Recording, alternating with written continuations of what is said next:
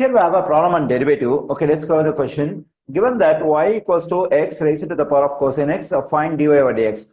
Okay, in the given function, we have to find dy over dx. That is, we have to find derivative of this y with respect to x. Okay, now let me write the stuff as it is. That is y equals to x to the power of cosine x. Okay, so here we have dx in denominator. That is, we have to find derivative on both sides with respect to x. When I find derivative of this y with respect to x, I am getting dy over dx.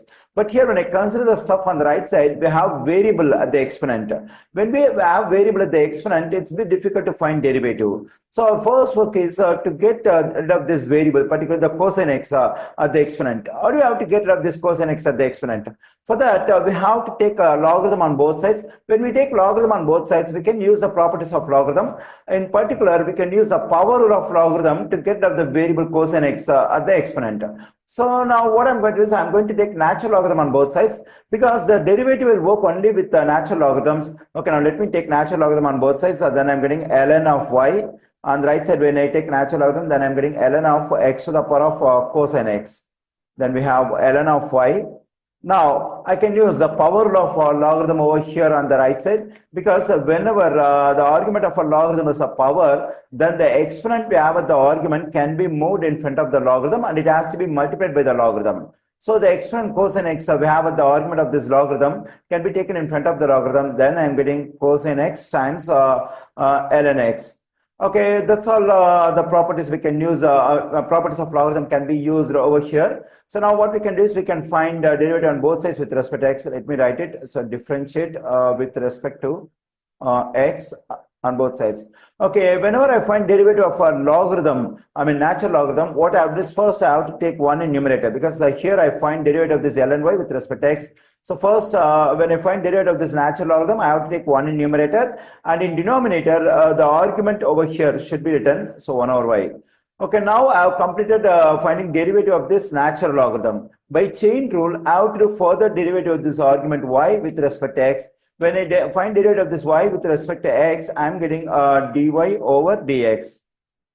Okay, here on the right side, we have two terms are multiplied, cosine x and ln x. Both the terms contain variable x. Since two terms are multiplied and both the terms contain variable x, we have to use the product rule to get derivative of this cosine x times ln x. What is the product rule? Let me write the stuff out here. Let me consider two variables u and v, and I want to find derivative of this product u times c. What I have to do is I have to keep the first variable as it is, and I have to get the derivative of the second variable.